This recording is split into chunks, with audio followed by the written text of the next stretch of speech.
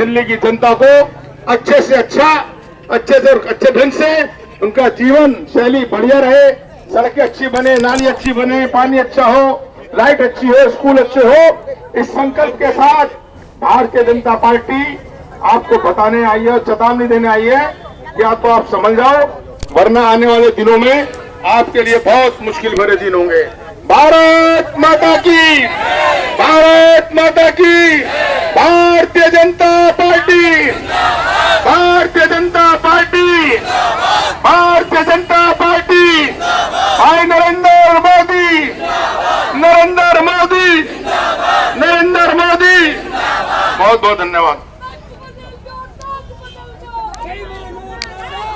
बहुत बहुत धन्यवाद भाई संतोष जी।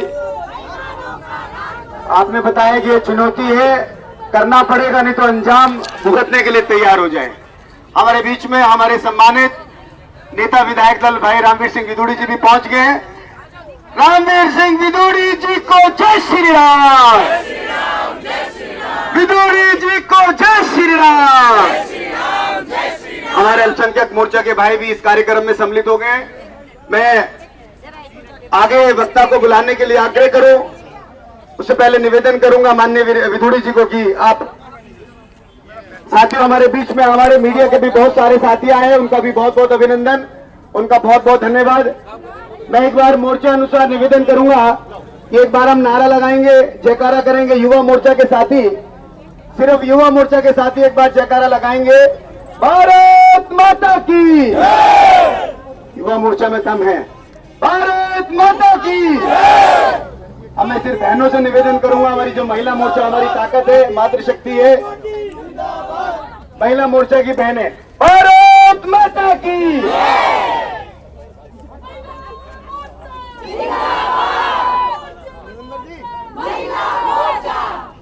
अब मैं निवेदन करूंगा हमारे भाई पूर्वांचल मोर्चा के जो साथी हैं, वो एक बार पूर्वांचल मोर्चा के साथी ना जयकारा लगाएंगे, भारत माता की, भारत माता की। बहुत बढ़िया। अब मैं जो हमारे किसान, जो हमारी दिल्ली की शान, उनसे निवेदन करूंगा, एक बार किसान मोर्चा एक बार जयकारा लगाएगा, किसान मोर्चा, भारत माता की, भारत माता की। देश की करीब करीब 45% जनसंख्या जो ओबीसी मोर्चा की है, मैं उनसे निवेदन करूंगा, ओबीसी मोर्चा के साथी जयकारा लगाएंगे, भारत माता की, भारत माता की, ओबीसी मोर्चा। हमारे क्योंकि ईद का समय है, लेकिन तब भी अल्पसंख्यक मोर्चा के साथी उपस्थित हैं, उनसे एक बार निवेदन करूंगा, भारत माता की, भारत माता की। अल्पसंख्यक मोर्चा, अल्पसंख्यक मोर्चा।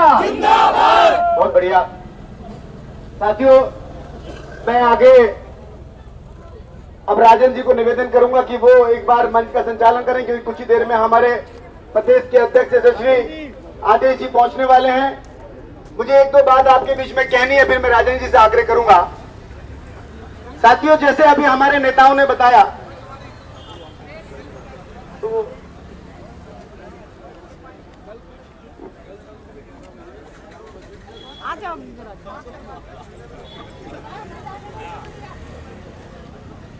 हमारे बीच में हमारे किसान मोर्चा की प्रभारी जी भी हैं, वो भी अपनी बात रखेंगी। तो साथियों, जैसे हमारे नेतागण बता रहे थे कि जब दिवाली के आसपास पेट्रोल और डीजल लगातार बढ़ रहे थे, तो हमारे देश के प्रधानमंत्री नरेंद्र मोदी जी ने देखा कि दिवाली के समय पे हम अपने देशवासियों को छूट कैसे दे सकते हैं।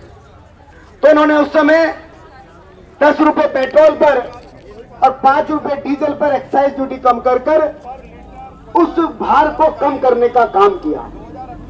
और साथ ही साथ उन्होंने पूरे देश के सभी मुख्यमंत्रियों से आग्रह किया कि जिस तरह से केंद्र सरकार ने डीजल पर और पेट्रोल पर कुछ छूट दी है, कुछ राहत दी है, बाकी प्रदेश भी थोड़ी राहत दे। और उन्हीं के आह्वान के ऊपर हमारे जितने भी भारतीय जनता पार्टी के शासित प्रदेश हैं, सबने डीजल पर लगभग 5 रुपए और कहीं पर ज्यादा भी, और पेट्रोल पे 10 रुपए छूट देने का काम किया, जिसकी वजह से देशवासियों को थोड़ा और भार कम पड़ा। लेकिन एक तरफ जहां भारतीय जनता पार्टी की सरकारें थी वो राज्य छूट दे रहे थे, वहीं पर केजरीवाल सरकार, जो दिल्ली की सरकार, जिसको लगातार प्रधानमंत्री जी ने भी आग्रह किया, बट उन्होंने दिल्ली के वासियों को, दिल्ली की जनता को 1 रुपए छूट देने का भी काम नहीं किया। Shem Shem Shem Shem Shem Shem. और उसके बाद भी आज 4 महीने हो गए हैं, दिवाली को करीब करीब 5-6 महीने हो गए। इन 6 महीने में डीजल पेट्रोल के ऊपर 1 रुपया, एक तो छोड़िए, 1 नया पैसा भी छूट देने का काम नहीं किया। उसकी वजह से ही जहां आज उत्तराखंड में पेट्रोल की कीमत लगभग 100 रुपए है, वहीं दिल्ली में 105 रुपए 75 पैसे के आसपास है। जहां अंडमान निकोबार में पेट्रोल की कीमत 98 रुपए के आसपास है, वहीं दिल्ली में कीमत 105 रुपए 75 पैसे के आसपास है। वहीं जहां गुजरात में दिल्ली से कम है, जहां हमारे हरियाणा के अंदर दिल्ली से कम है, वहीं दिल्ली के रेट ज्यादा हैं। तो इसका अगर किसी को शेम शेम कहने का अधिकार है तो वो दिल्ली सरकार को है। आज लगातार दिल्ली की जनता के ऊपर महंगाई की मार पड़ रही है, चाहे सब्जी हो, चाहे तेल हो, चाहे आटा हो, चाहे चावल हो, किसी चीज को भी उठा ले उसके रेट बढ़ते चले जा रहे हैं। क्योंकि डीजल पे कोई छूट इस सरकार ने नहीं दी।